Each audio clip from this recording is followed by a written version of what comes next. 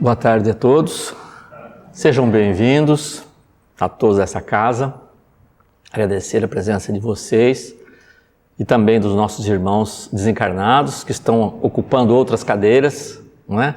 Mas para os amigos espirituais não existem essas paredes, né? Tudo isso aqui fica muito grande, eles podem botar mais cadeiras aqui, não é?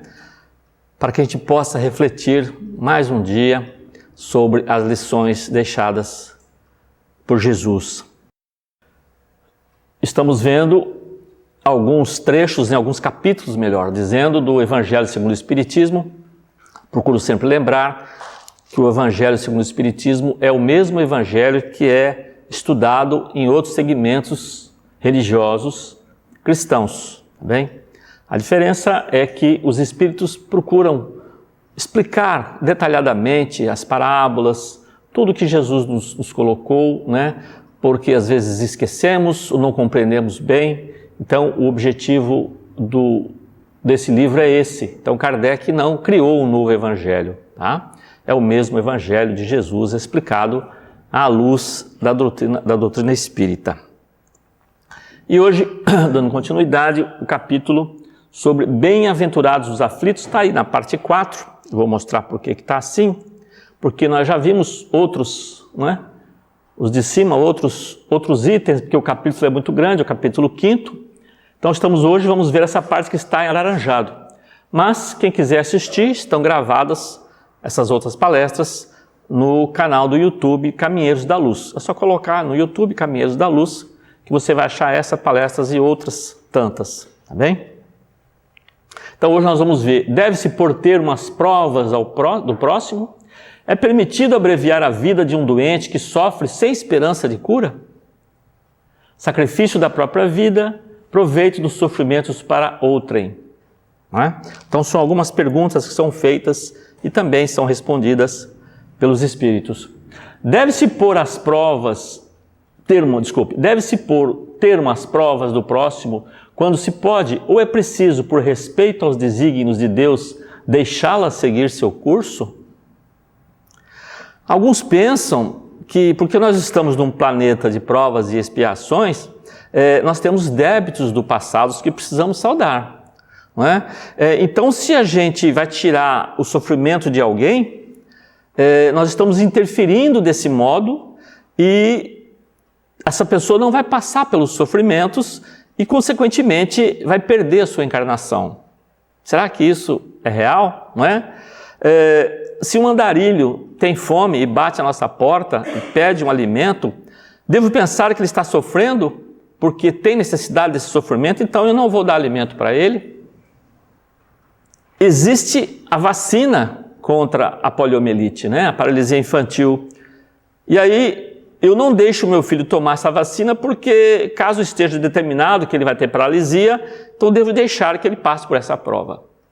Então são questões que as pessoas fazem às vezes, né? E aí eu pergunto, por que Deus permitiu aos cientistas descobrir a vacina da poliomielite? Porque se não for para ter, não teria descoberto, não é? Então, em Jonas Salk, em 1955, descobriu essa vacina. Imagina, né? E depois que era aplicada, injetada, né? E depois Albert Sabin fez com gotinha, né? Que facilitou muito a sua proliferação, né? Do caso da vacina, a distribuição muito grande. Então, nós temos que reparar que as coisas que Deus nos coloca, a gente tem que pensar muito bem.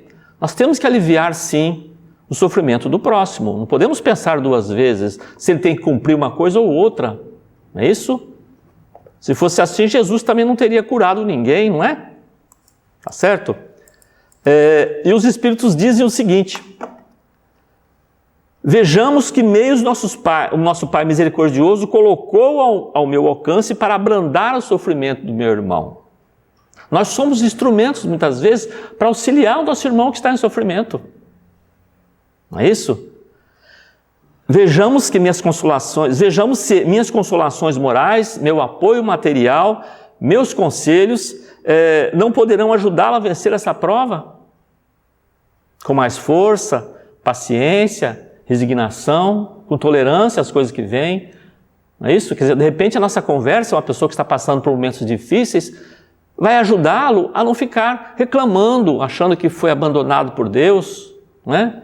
E nós sabemos pela doutrina que não existe injustiçado, não é? Então, se nós estamos passando por determinadas vicissitudes, é por nossa causa, sim, não é? A não ser que sejam causas naturais. Então, eu não posso ficar ser responsável por uma tempestade, não é isso?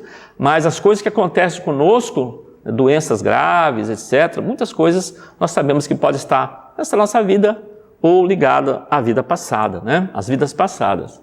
Um homem está agonizante, vítima de cruéis sofrimentos. Sabe-se que o seu estado é desesperador.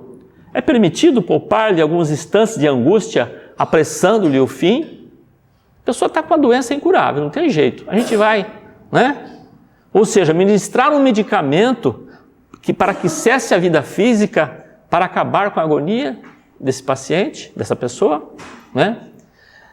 Em qualquer extremo que esteja um paciente, ninguém pode dizer com certeza que a sua hora chegou. Será que a ciência já não errou alguma vez? Será que as pessoas, às vezes, que estão ali já, fulano está desenganado pelos médicos, mas de repente ele volta, não é? Então isso acontece, então nós não sabemos até que momento essa pessoa realmente vai desencarnar. Temos que dar o maior apoio possível, tá bem? Outra coisa, às vezes esse momento antes da pessoa que está ali prestes a deixar o corpo físico é um período muito importante. De repente aquela pessoa, ela está assim, com uma coisa guardada há muito tempo na vida e precisa passar isso. E de repente naquele momento de agonia, ele chama um ente querido e conta aquilo que ele precisava contar. Naquele momento, estava guardado com ele. Ou ainda, ele precisa pedir perdão a alguém, certo? E essa pessoa vai lá para visitá-lo e ele tem a oportunidade de dizer perdão, pedir perdão. Porque isso vai aliviá-lo na hora da sua passagem para outro plano. Então repare que esses momentos de agonia são importantes para o espírito, não é? Dizem os espíritos, essa hora de lucidez que lhe é concedida pode ser para ele de maior importância, porque ignorais as reflexões que poderia fazer seu espírito nas convulsões da agonia, e quantos tormentos pode lhe poupar um relâmpago de arrependimento. Então os espíritos dizem, aquele momento é a hora que a pessoa tomar consciência das coisas. Isso não significa que ele vai ficar livre de tudo aquilo que ele cometeu, né? Os equívocos, mas não, é um momento de reflexão da sua consciência. O que eu posso fazer daqui para frente, né? Porque eu acredito que a minha vida vai continuar, né? Para que eu possa reparar essas coisas que eu cometi contra o meu próximo, tá bem? Então, não ministrar medicamento para abreviar a vida de ninguém. O materialista que não vê senão o corpo e não considera a alma, não pode compreender essas coisas que nós acabamos de dizer. Mas o espírita que sabe o que se passa além do túmulo, conhece o valor do último pensamento. Abrandai os últimos sofrimentos quanto estejais em vós, mas guardai-vos de abreviar a vida, não fosse senão de 1 minuto, porque esse minuto pode poupar muitas lágrimas no futuro. São Luís, Paris, de 1860. Então a mensagem de São Luís, do Evangelho segundo o Espiritismo, confirmando, sim, não é, a importância desses minutos, né, esses instantes antes da pessoa largar o corpo físico e entrar na vida espiritual. Felizmente, hoje nós temos, né, diferente de antigamente, nós temos analgésicos, não é isso? Sedativos, que podem realmente abrandar as dores físicas daquele paciente que está com muita dificuldade já para desencarnar. Então, deixar o paciente mais confortável possível, com apoio, para que tenha o seu desenlace em paz. Por isso que existe também, né, na área, que eu não sou da área da medicina, mas a gente percebe que existe um segmento específico, né, que é os tratamentos paliativos, né, para as pessoas que estão nessas condições, para que ele possa ter ali um apoio, né, e abrandar os seus sofrimentos nesses momentos difíceis, não é? Para todos nós. Aquele que está desgostoso da vida, mas não quer suicidar-se, é culpável em procurar a morte sobre um campo de batalha com o pensamento de torná-la útil? Então a pessoa fala assim, olha, eu quero acabar com a minha vida, então eu vou me arriscar, certo? Tem uma batalha lá em tal lugar, eu vou lá, eu vou pegar uma arma e vou lá, vou lutar. já pensando que ele pode ser morto. É isso? Ou seja, ser voluntário em um evento que irá arriscar a sua vida, né? Se a pessoa se matar ou expor a sua vida voluntariamente, que pode ocorrer a morte, é procurar abreviar a sua vida. Ou seja, é suicídio de intenção e não de fato. Tá certo? Então ele não está, né, acabando com a sua própria vida, mas ele está permitindo que a situação que ele se expôs voluntariamente pode sim terminar com a sua vida ali, vida física. Tá? Então, é um suicídio de intenção. A ideia de sua morte, que pode ser útil para alguém, é uma justificativa sem fundamento. Tá bem? Não existe isso de minha morte vai ajudar alguém. Tá bem? É diferente quando alguém toma uma decisão arriscada, em uma situação de perigo, e se conseguir êxito, salvará muitas vidas. Vou dar um exemplo. Tem uma enchente muito grande numa cidade, né, num bairro que seja, numa freguesia muito grande, e vem aquela água, as pessoas todas desesperadas, aí tem um barco do outro lado, né, daquele rio que invadiu tudo, a pessoa vai arriscar a vida, tentando nadar com dificuldades para pegar um barco para poder salvar vidas. Então ele está arriscando, mas o seu objetivo não é tirar a própria vida, é salvar a vida do seu semelhante. Repara como é diferente. Nesse caso, é mérito, né? Porque ele está tentando observar, tentando ajudar o seu semelhante. A sua intenção não é acabar com a sua vida, mas salvar vidas. Tá bem? Um homem se expõe a um perigo iminente para salvar a vida de um dos seus semelhantes, sabendo de antemão que ele mesmo sucumbirá. Isso pode ser considerado um suicídio? Tá bem? Se não há intenção de procurar a morte, não há suicídio. Tá bem? Então vai depender muito da intenção da pessoa. Qual que é o objetivo que eu estou tomando essa ação? Por que eu quero fazer isso? Eu estou pensando em mim, né? Para que eu possa me livrar das coisas que eu estou passando, achando que com a minha morte vai acabar o sofrimento, ou estou realmente querendo auxiliar? Tá bem? Mas quem pode ter essa certeza, bem, que esse perigo que essas pessoas estão passando vai acontecer, né? Quem disse que a providência não reserva um meio inesperado da salvação no momento mais crítico? Bem, então nós não podemos sim pensar nisso. Tá? Então está muito claro qual que é a sua intenção com o seu ato. Tá? Se é para você livrar dos seus problemas, das suas dificuldades, ou você está querendo sim, com sinceridade, não é? Querendo auxiliar e salvar a vida de outras pessoas. Aqueles que aceitam seus sofrimentos com resignação, por submissão à vontade de Deus e com vistas à sua felicidade futura, não trabalham senão para si mesmos e podem tornar seus sofrimentos proveitosos aos outros? Não é? Olha a resposta que os Espíritos dão. Esses sofrimentos podem ser proveitosos a outrem, material e moralmente. Materialmente, se pelo trabalho, as privações e os sacrifícios que se impõem contribuem para o bem-estar material do próximo. Tá? Então eu vou dar o mesmo exemplo que eu dei anteriormente. Né? Então veio uma enchente muito grande, aquela freguesia toda foi inundada, muita gente perdeu tudo que tinha, tá? E aí as pessoas de outra freguesia vão lá, tá? Vão pegar um fim de semana que ela teria de descanso, tá? Para auxiliar aquelas pessoas que estão passando por necessidade pela enchente. É isso? Doando colchões, doando alimento, quer dizer, ela saiu do seu conforto físico para atender a um semelhante no bem-estar da pessoa, no bem-estar físico da pessoa. Então isso é meritório, tá bem? E continua. Moralmente, pelo exemplo que dão de sua submissão à vontade de Deus, é o exemplo que a pessoa está dando. Então, quando uma pessoa pratica um ato como esse, de auxiliar o próximo, se outras pessoas observam, não que ele vai ficar alardeando o que fez, mas às vezes as pessoas observam essas atitudes, isso também é importante, porque as pessoas têm aquilo como exemplo de comportamento que é humano, que é solidário, que é de pensar realmente no sofrimento do outro, ter a empatia, né, pelo outro, e ele gostaria que fizesse com ele.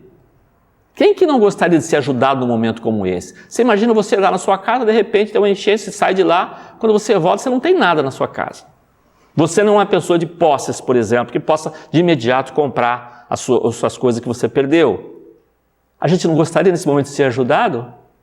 Então, é a mesma coisa. Então, aqueles que estão com essa necessidade também gostariam de ser ajudados. Essa que é, né, como disse Jesus, fazer ao próximo que eu gostaria que fizesse comigo. Essa é a lição mais plena que Jesus pode dizer, de tantas que ele fez, que é uma das mais importantes. Né? Tá bem? E outra coisa, se eu estou, por exemplo, privo do meu sono, tá? Chego cansado do meu trabalho, mas eu sei que tem uma pessoa, um amigo, um conhecido, um parente que está passando mal à noite, eu preciso ir lá para cuidar dele, dar remédio para ele, de hora em hora, que seja, eu estou privando do meu bem-estar físico também em favor de outra pessoa. Repare, gente, que é sempre para o outro. O que eu faço para o outro? Que eu estou atendendo o outro. Isso é sempre meritório, não é isso? Olha o que diz Emmanuel, tá? Na obra O Consolador, psicografado por Chico Xavier. Pergunta: a eutanásia é um bem nos casos de moléstia incurável? Tá? A eutanásia, todo mundo já sabe, não é isso?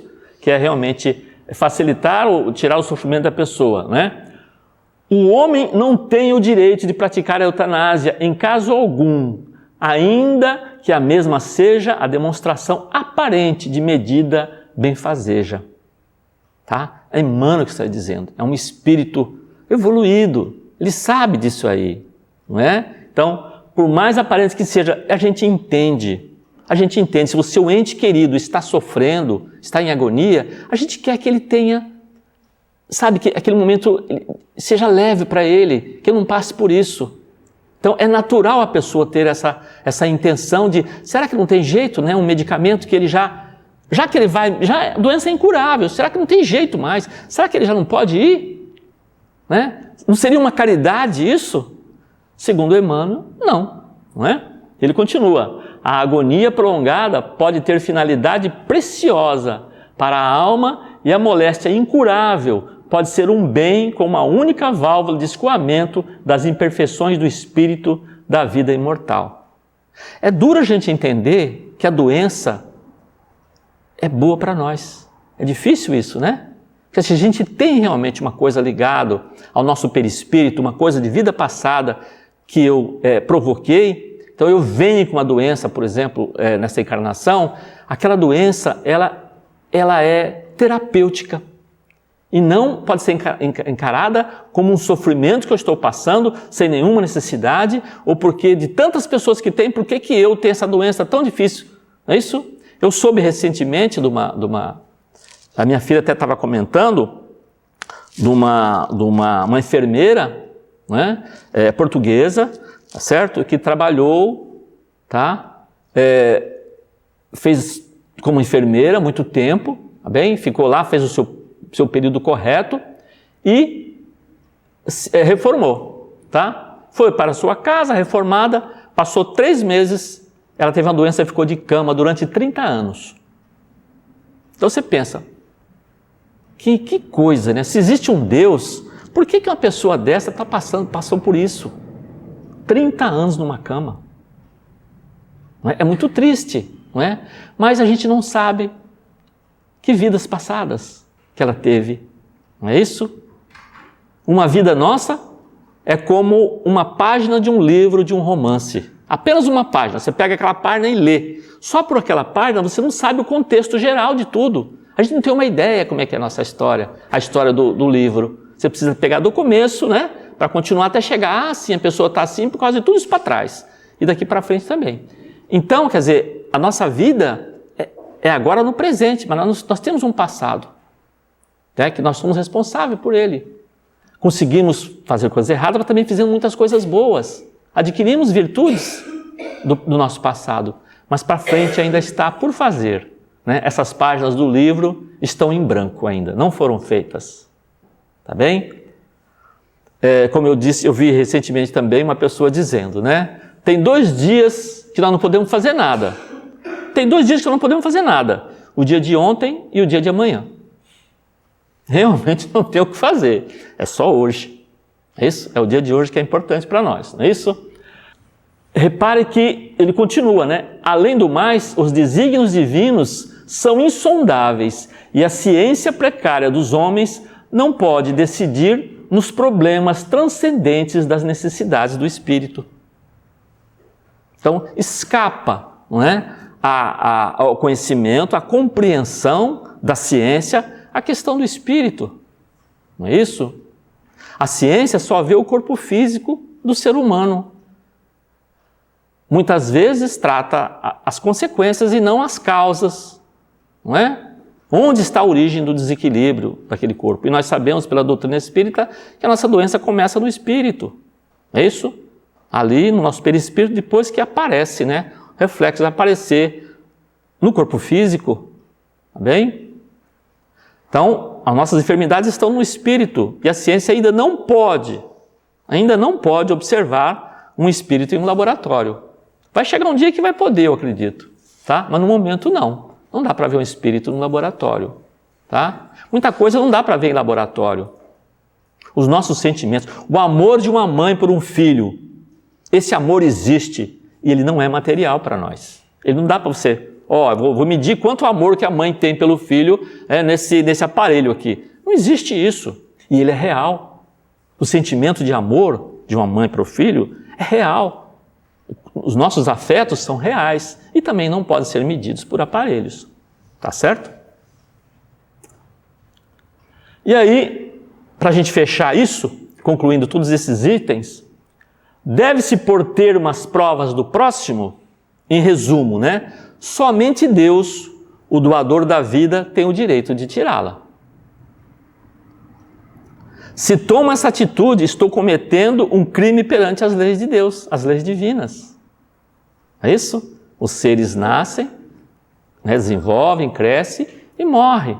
Os animais, as pessoas, os vegetais, é assim, tá bem? É uma lei natural, como o dia e a noite. Se nós interferimos nessa lei, queremos interferir na vida, por exemplo, de um ser humano, nós estamos contrariando uma lei divina, tá bem?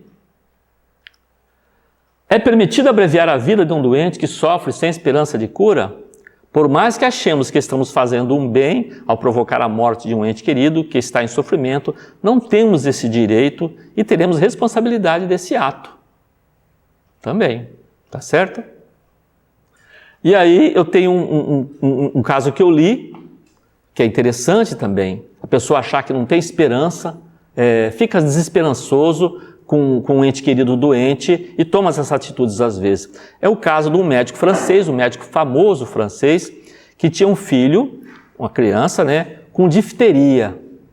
Difteria, antigamente, bem no século XIX. E aí não tinha vacina, não tinha remédio para a difteria. E o médico, coitado, ficava assim, ele sofria pelo sofrimento do filho, ele queria aliviar o sofrimento do filho. Tá? Não tinha remédio, ele acompanhava aquele sofrimento da criança, ele totalmente impotente diante daquele sofrimento. Achava aquilo muito ruim. Por que uma criança nessa condição está sofrendo tanto? Tá bem? Então ele chegou um momento que ele não suportou, aí ele pegou, deu uma dose alta de ópio, para o filho e realmente o filho desencarnou. Tá? Aí ele foi, fez o velório do filho, todo mundo já sabe como é que é, foi lá, enterrou o filho e voltou para sua casa. Quando ele chegou na sua casa, tinha um telegrama de um amigo, dizendo o telegrama: Hux acaba de descobrir o soro antidiftérico, aplicando-o com êxito, aguarde remessa. Quer dizer, um amigo já soube da cura da difteria e estava mandando para esse médico o remédio para salvar o seu filho. Mas ele não soube, Não soube, lógico, não estava aqui nenhuma crítica ao que ele fez, tá? Mas repare que a gente não pode perder as esperanças. É isso? De repente, naquele último momento, pode acontecer alguma coisa que você... Acontece as pessoas que acham que vão acontecer e em última hora ele é salvo. Não é? Então a gente não pode perder as esperanças nesse caso. Tá bem? E sacrifício da própria vida, tá? Como foi colocado. Cuidar do corpo, nós temos que cuidar, sim. O corpo foi nos cedido, esse corpo físico nosso foi nos cedido para que a gente possa exercer a nossa função aqui no plano material. Tá? O espírito precisa desse corpo para atuar aqui no plano físico. Então, nós temos que cuidar desse corpo, né? Colocar nossa vida em risco voluntariamente com a intenção de acabar com a vida é suicídio indireto. Tá? Quer dizer, colocar a vida em risco é um suicídio indireto. Tá? Arriscar a vida em favor do semelhante com a intenção de salvar vidas é sempre meritório. E proveito do sofrimento para outrem, né? Tudo o que fizermos em favor do bem-estar de nossos semelhantes é prova de solidariedade e caridade. Tá bem? Então, tudo que a gente possa utilizar, se servir para auxiliar alguém é importante. Tá? Então, que a gente possa lidar com serenidade, com compreensão, com os nossos sofrimentos que todos têm, como diz o Evangelho. No palácio ou na palha tem sofrimento. Pessoas ricas e pessoas pobres, todos têm sofrimento, não é? Com certeza, isso é importante lembrar, os sofrimentos são passageiros, não existe sofrimento eterno. Tudo passa, não é? E se vencermos os obstáculos com paciência, resignação, sairemos mais forte desses momentos que passamos, para enfrentar outras vicissitudes que podem ter aí pela frente, tá? Que a vida nos apresenta. Agora, as nossas conquistas do espírito, se eu conseguir, né, com esforço, parar de falar mal dos outros, né, a maledicência, não é isso? Se eu conseguir tirar isso aí, tá bem? Se eu conseguir isso, que é muito difícil, né? Como diz um amigo meu, o Dr. Décio Yander, que fala, eu não quero falar mal da minha vizinha, mas ela também não colabora, né? Só faz coisa errada. Mas se a gente conseguir tirar isso é para sempre. Se a pessoa consegue extirpar do seu coração o egoísmo, isso é para sempre. Diferente, né, das nossas mazelas, dos nossos defeitos, que isso aí é passageiro. Os nossos sofrimentos são passageiros, mas as nossas conquistas do bem, eles são para sempre. Tá bem? É o nosso cartão de visitas, onde a gente quer que esteja. É o nosso advogado de defesa, tá? O que nós praticamos para o bem. Tá? Temos fé, misericórdia no nosso Pai Criador. Muita paz a todos, é isso? E grato pela atenção de vocês. Tá bom?